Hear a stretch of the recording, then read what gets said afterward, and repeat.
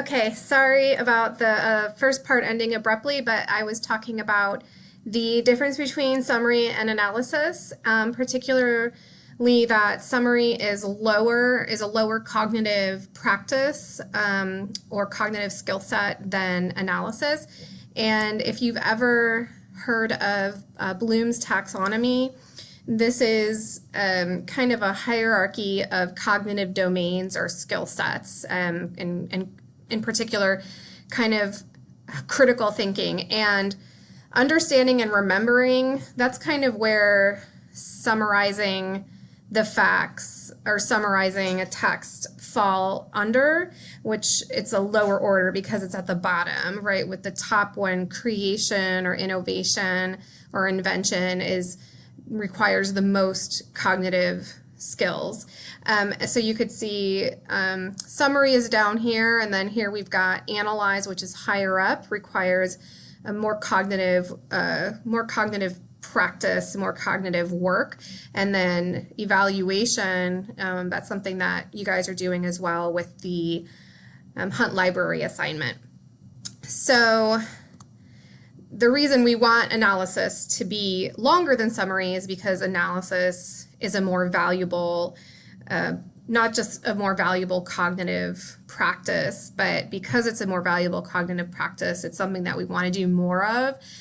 Summary is a very basic, kind of expected cognitive practice and cognitive work that you do or you should be able to do, whereas analysis is a little bit more difficult. I'm going to go on to attributive tags, which I talked a little bit about in part one of the video. And so the attributive tags are really what we call signposts or signal posts. And signposts or signal posts or attributive tags, whatever we want to call them, these are contextual introductions that lead into quotations. So, for example, if I go to the example that I provided for everybody, if we just look at this first paragraph, which is the summary paragraph, the purpose of attributive tags and signposts is a criterion because you really want to rhetorically make a distinction between what you're saying versus what your source or your author is saying. It's very easy in this type of genre because it's a very circular genre when we talk about doing a summary and analysis. But it's very easy if the writer is not paying attention to how they're crafting a summary and analysis, it's very easy for the reader to confuse, okay, is this something that the writer is arguing, or is this something that the writer is summarizing that the author talked about? So signposts and attributive tags are things like in her November 2012 article, right? I'm saying this is this person's, I'm attributing it to the author, right? Here's one, her article. And right, that's an attributive tag because I'm attributing something to her. This is the author, right? She not only addresses this, but also this, right? She tells her readers that blank, right? Those are all attributive tags. I'm attributing all of this information to the author, not things that I'm saying. Right? See, she suggests, in her outlining, and then I think almost in every sentence, I've got attributive tags in here because particularly in the summary paragraph, you should be saying nothing that's any type of argument or interpretation or analysis that you're doing. It's just what is the author doing? And then it gets more difficult in your analysis because you're still talking about what the author is doing, so you still need those attributive tags, but now you're integrating your voice more, and this is what we call critical appropriation. So you're integrating your voice and your argument and your resistance to what the author is saying. So and that's synthesis. So you are adding and integrating things together in order to make an assertion or make an argument about something. And so you can see that I start this analysis paragraph with the author, right? This is what she brings up. And then I go into, you know, my argument. So I'm resisting something that the author is saying. So this is about GMO, the GMO issue.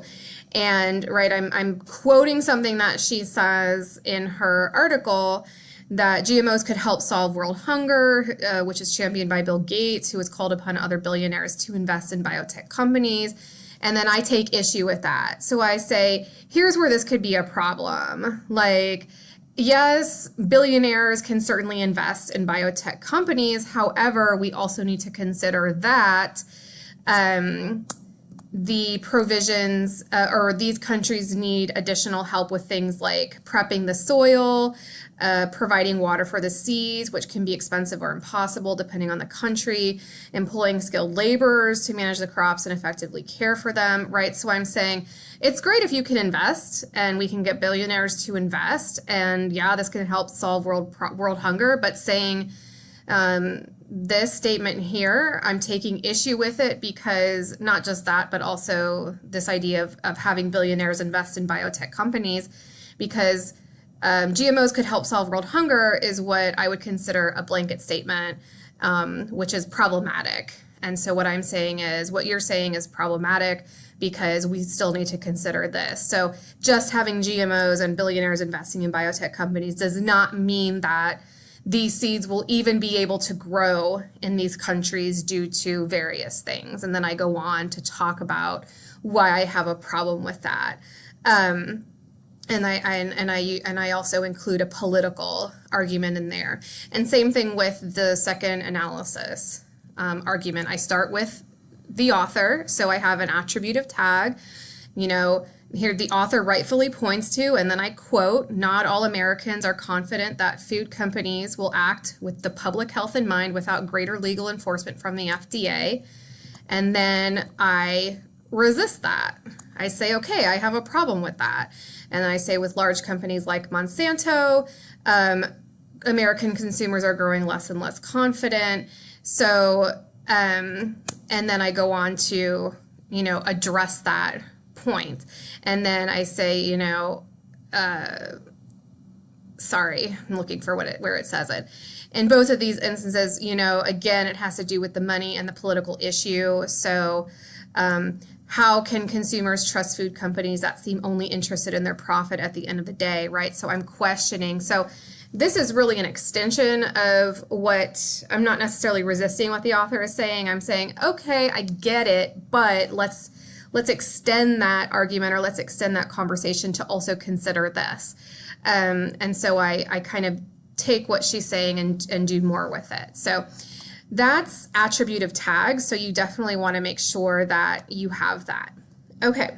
The last thing I'm going to address with this assignment are the due dates, because the due dates are a little bit confusing because it's this assignment is part of Module 4 as well as Module 5. So the major things you want to remember for this is that you want to submit your draft by the 4th day of this module week, and that's the end of day Thursday Eastern Standard Time. And then once you do that, so once Friday comes, which is the 5th day of this module week, the system, Canvas, is going to automatically assign you to do peer reviews. So that should automatically happen. And then you'll do peer reviews of 2 of your classmates' drafts, and you yourself will receive feedback from 2 classmates. Then you want to take all the instruction and the feedback from your peers as well as me, and then by the 3rd day of Module 5, see, the instructions are confusing. That's why we need to read them very closely. So you will be assigned the peer reviews on day 5 of this module week, which is Friday. You then have until the 3rd day of Module 5, which is the end of day Wednesday, Eastern Standard Time, to complete your peer reviews. And then you'll submit your final version once you've received feedback from not only me, but 2 of your classmates, and that's due at the end of Module 5. So there's these 4 due date type of things that they're not really due dates, because like when you're assigned, that's not something that is due. It's just kind of like a deadline, you know, okay, on Friday this is going to happen, right? So you just want to keep these in mind, that the draft is due at the end of the day this Thursday, Eastern Standard Time. The next day, the following day on Friday, you're going to be assigned those peer reviews. You then have until the 3rd day, which is the following Wednesday, end of day Eastern Standard Time, to complete your peer reviews. And then you have until the end of Module 5 week, which is then at the end of Sunday Eastern Standard Time, to complete the assignment and conduct revision. So those are the due dates for that.